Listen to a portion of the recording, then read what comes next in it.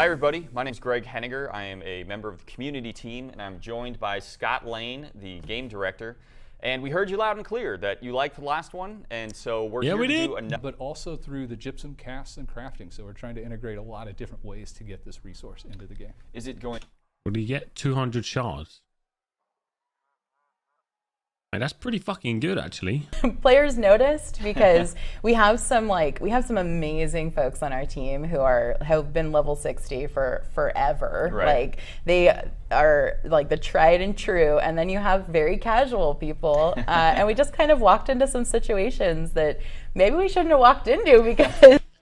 I'd love to see them go into a war. Community questions, servers, bugs, and bots. This is the big one, boys. Come on. Can you give us a little more insight when we're going to see the next round of server transfers being available? I know everyone's talking about it. Everyone wants to know. Yeah, I want to know too. Just kidding. So. I know we talked about it a lot in the last previous, dev update video. Really like dug deep into exploits, duplication bugs, bans. What has happened between that video and today? Yeah, so there's been a lot going on in that regard. Kind of sad to not hear anything in that segment about war issues. Let's see if they bring it up at some point. One of the team, we're always investigating bots and different bot programs, and we work with our partners at Easy Anti-Cheat so that they can identify signatures for some of these things, and EAC can handle identifying and banning machines that are using these bot programs as well. And so I think since the last time we talked, I think maybe about 9,000 or so bot accounts have been actioned on. Awesome. Yeah, and then I think maybe about 600 more just that we're running programs maybe we haven't identified, but that we've banned as well. What are some of the bug fixes we're going to look for in February? Are there like specific ones people should be aware of? Ones that may have taken a little bit longer that we're now finally getting into to February? Yeah, for sure. So there's a lot of bug fixes. There's not really one that's outstanding because Right. this isn't a major feature update. We're not making those like big content changes. But we do have some bug fixing verticals that we're focusing on. So the two that are near and dear to me that I know that the team is working on is they're doing a full pass on missing ingredients and recipes, mats, and searchability in the trading post for those items. They're doing a full pass on that. And then also perks and abilities. So bug fixing on those, which I know is gonna be really fun and exciting for the players to finally like not have to get to me on the forums and tell me about how wrong these things are. I mean, I know that we're not the only people in the world, but I definitely think the wars is a huge issue, and it's kind of sad to not see any discussion around that. Like nothing, not even a nothing. It's such a huge part of the game. Maybe it'll come. Maybe it'll come. Let's just keep watching before I start moaning. All right, and now we're joined by Dave Verifee again. But we have another Dave at the table, Dave Hall, the player experience lead. So this question is going to be for you this is our man. So hopefully our man Dave in the middle is going to tell us about weapons and wars. That's a great question. Yeah, we have a lot of feedback on these weapons, and we're constantly looking at it. And I think we feel like we're getting to a place that's very close. Tell me that, Dave. Come on, we're not close yet. Come on. And we are going to be making some changes to these weapons, but they're going to be minor. So there's no major issues coming up with us. We don't feel like there's any major changes coming down the pipe for these. So we want to make sure we're going to be doing slight balances to them and moving from there. Changes, and like Dave said, I think we're getting close. Balance is super hard, especially in a game like ours where there's so many different types of play, right? Like there's solo PvE, group PvE, there's small combat, then there's war. Like there's so many different modes. It's hard to get the balance perfect, right? So, but I think we're at the stage where we're going to be making smaller changes, letting them percolate, right? Like sometimes the small changes have way broader impacts than you think about in terms of the meta. So there are some changes coming, but they're going to be smaller in nature, and we're going to be keeping our eye on them. Do you have an update on the desync issue? I do, yes. So we have a strike team now.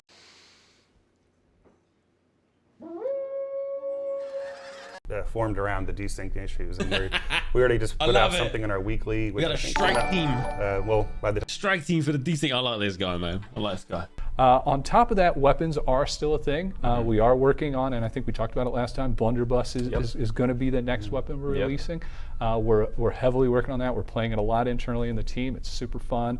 Definitely brings a new play style to ranged weapons. So we're working on that on future weapons. So that's the main focus of the team right now. Yeah, Scott brought it up a little bit earlier, but what are we doing about the weapon swap delay that some players are experiencing? So in our next PTR, we're going to actually have an update for the players to try out. We have a backtick check on our weapon swap now that's going to really help with the confirmation that you have done a swap, basically. So when you hit that button, you're going to know that swap is going to occur, and it's going to be much more reliable than it has been in the past. It is important to note, though, that we do not have instant cancels in for our swaps. That is a big topic for us and something we're not ready to tackle at the moment. It's quite a game changer if we did that right now. So you will still have to wait for the windows for the weapon swap, but it will be queued up correctly now. World events and PvP. This last segment, you know, we answered a lot of questions earlier in the show and all the other segments. We were scouring the forums, we were scouring Reddit, social media, so it was from, you know, directly from the mouths of our community. And so for this last segment, I want to throw some grab bag, you know, questions from some of our content creators who are, you know, playing our game a lot. So this first question is going to be for you, Scott. All right, so are there any plans for expanding content in the open world, such as random incursions or events or dynamic events, stuff of that nature? So yeah, you know, unfortunately I can't get specific, but I think I've said a few times and I'll say it again, is the more dynamic the world is, the better it is for us. When you revisit places in the world, we want it to feel different and to feel new and fresh and exciting. So this is something we're going to carry on a lot going forward, and you can expect to see future updates to completely support open world gameplay, more dynamic gameplay, for sure. Okay. He dodged our question, man. What I was hoping for was a glorious, yes, Dan, a glorious fucking dragon is going to fly from the sky and everyone's going to come out PvP fucking flagged and there's going to be the most glorious battle. Are there any planned changes or like major overhauls coming to War and Invasion? How does the team feel about their current state? Yeah, you know, as a developer, you're never happy with your feature. You always want to make it better. So I think we have a lot of things that will become. Come on, Dave. Not like a politically correct answer. Don't beat around the bush. Fucking tell us how it is. Coming down the pipe, smaller, mainly for these ones. Right now, our top priorities are war declaration and some of the war performance. There's definitely some issues there that we've been trying to get better over the time. Is getting a little bit better. We still have a long way to go, though, I think. Yeah, and I think longer term, no commitment to time or anything here, but we'd love to see casual versions of each of those to get more. This is difficult, man. You're trying to read through exactly what he's trying to say, you know? More players the opportunity to try, you know, some of our backup box features like War and Invasion. I think that'd be really cool, and I have a lot of fun playing them, so I'd like to get more people in there. Yeah, that's great. Dave, the new PvP missions on paper looked great. Fuck, I love him, man. I love him. Come on, I fucking love Greg. My question to Greg was, the new PvP missions on paper look great. But in reality, are one of the most. Are some of the more mundane features of the game, considering I it's love one you, of the core Greg. features. Can we expect some improvement Thank you. In the PvP missions, or? Yeah, so I mean, I think the changes to the PvP missions, like the actual missions themselves, I do like them better. They're focused more on the actual PvP activity rather than just doing things while flagged. So I think that is an improvement. But yeah, the whole process of flipping a territory, you know, is a little cumbersome. And a certain part of that is by design, right? Like we don't want that to be super easy that you can just flip on a whim. So yeah, I can understand the feedback here.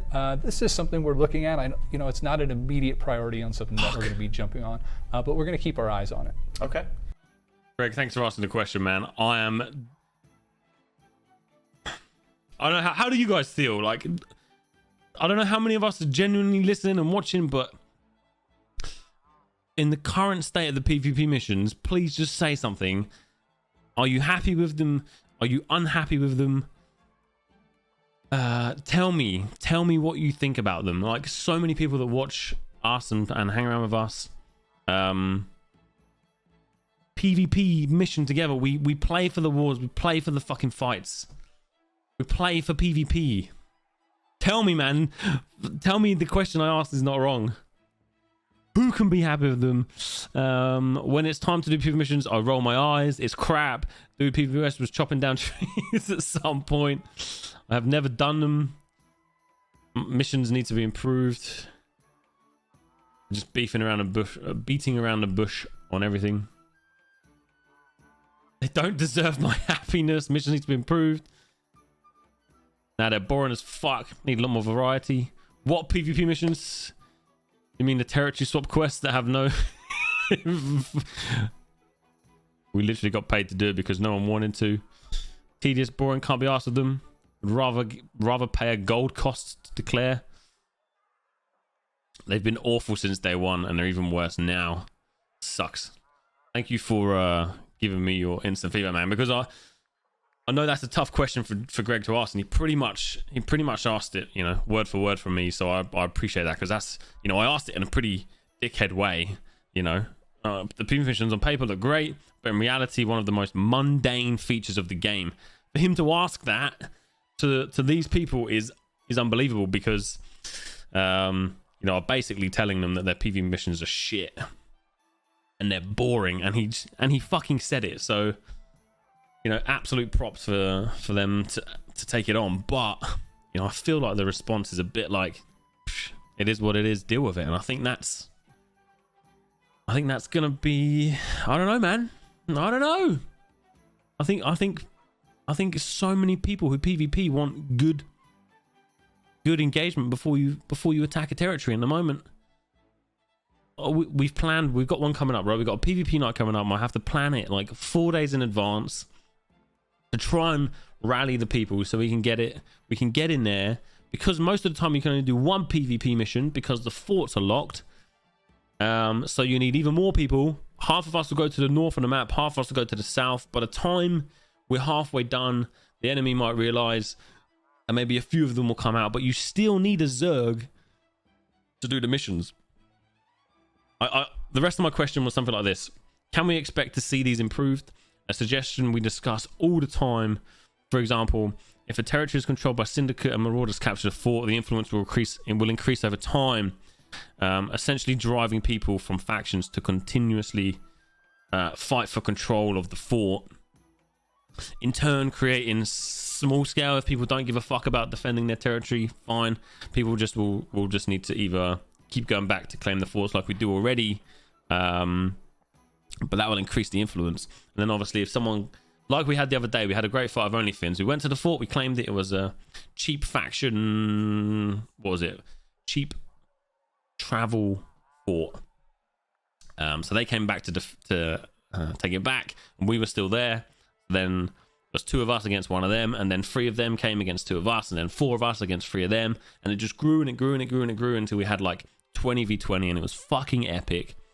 But we were fighting over nothing. We were fighting over absolutely nothing. So my suggestion was that the forts have some influence, or some way to influence the territory control. Greg, we're going to keep our eyes on it. There we go. Here's the second question. And the open world, the environment of New World is really what makes it fantastic. You know, this person said they'd love to see an arena built into the side of a cliff, or a coliseum, similar PvP area where people can like watch other people fighting inside. Can we, you know, expect to see some small scale PvP arenas with like maybe matchmaking systems? So before the answers, the background behind this. So the thought process behind this was when we first went to arena in Requart or whatever. There's like a balcony, and you can look into the arena and see the arena going on, and you can't, you know, it's just one team at a time. So we were basically sat on this balcony looking out at the other team fighting. He had to rephrase it. So the thought process we had was, you know, another question I had was about, he asked this as well, about bringing some open world, you know, the one that Scott denied me on, you know, just bringing some more life to the open world and bringing some dynamic events out that actually happen within the world, which can't happen right now, clearly because of the lag and all that bullshit. But the idea behind this was, you know, there's some epic landscape. Maybe you could go to this place, go to this arena, and similarly to the PvE, if we're just chilling, we could actually go to this arena, go to this kind of coliseum or something that's just fucking glorious, and you can sit in the crowd or stand on the crowd and just watch people fight while you wait your turn to go in to do these fighting and things. Obviously that might be difficult with the size of the servers, but something in the future, something that's like a PvP hub, you could go there, you could train, you could fight. I just think it would be glorious. And ultimately the main part behind this question is some sort of competitive ranking system of some sort in the game. That was the real detail behind it. The rest of it's just, I would love to see some just something fucking awesome, you know, back to the open world. There are people fighting inside. Can we, you know, expect to see some small scale PvP arenas with like maybe matchmaking systems? This is for anybody that wants to answer. Yeah, I think just to start off, I think our small scale PvP is one of the best parts of our game. It really shines our combat when we're playing that. And it's something we absolutely want to support. And we do have some things coming down the pipe. I don't know if anybody go a little further. I mean, it's pretty early to talk about them, but I think, you know, arenas is something that we're looking into. I think if we do it, or when we do it, it will, you know, likely be in a phased approach, right? Like we will release an early version of it that arenas coming to New World, and we'll continue to grow it. All right, we covered a lot today, and I think there was some good information that we got out there. Last time you guys did a run of the Merkgard area. Are you going to be doing another run for the community? Yeah, last night our World Experience team did a playthrough of the Dynasty shipyards on Mutation 4.